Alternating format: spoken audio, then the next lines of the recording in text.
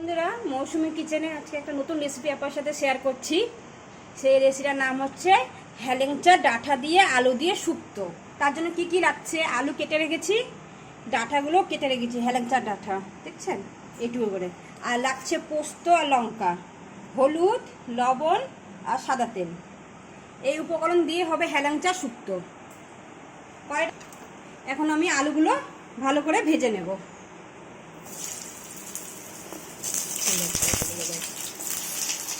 যখন কড়াইয়ে তেল দিয়েছি, খুব অল্প তেলেই হবে, প্রায় 3 মিনিট মতন ভেজে নিব। দেখুন আলুটা ভাজা হয়ে গেছে। এর মধ্যে আমি পোস্ত বেটে রেখেছি, যেটা লঙ্কা আর পোস্ত, এটা দিয়ে দিচ্ছি। পোস্ত মিক্সারে মিহি হতে চায় না একদমই, তাও অনেকবার ঘুরিয়ে আমি মিহি করেছি। এর মধ্যে পরিমাণ মতন লবণ দিয়ে দিলাম, এর মধ্যে হলুদ, এই যে হলুদ খুব অল্প পরিমাণে দেব। আর এবার আমি এই ডাঁটাগুলো দিয়ে দেবো এর মধ্যে।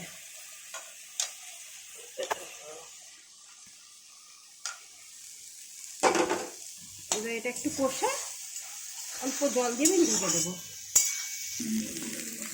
দেখুন কষানো হয়ে গেছে। এবার এর মধ্যে আমি অল্প পরিমাণে জল দিয়ে দেবো।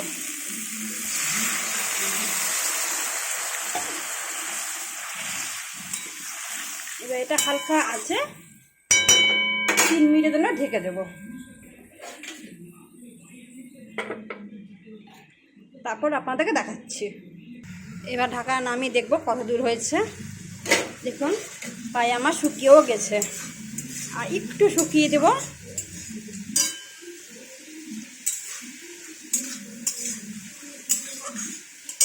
এবার আমার এটা হয়ে গেছে, এবার নামিয়ে নেব আমি।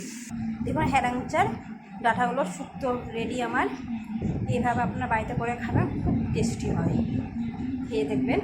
আর আপনাদের অবশ্যই যদি ভালো লেগে থাকে অবশ্যই লাইক, কমেন্ট, শেয়ার অবশ্যই করবেন।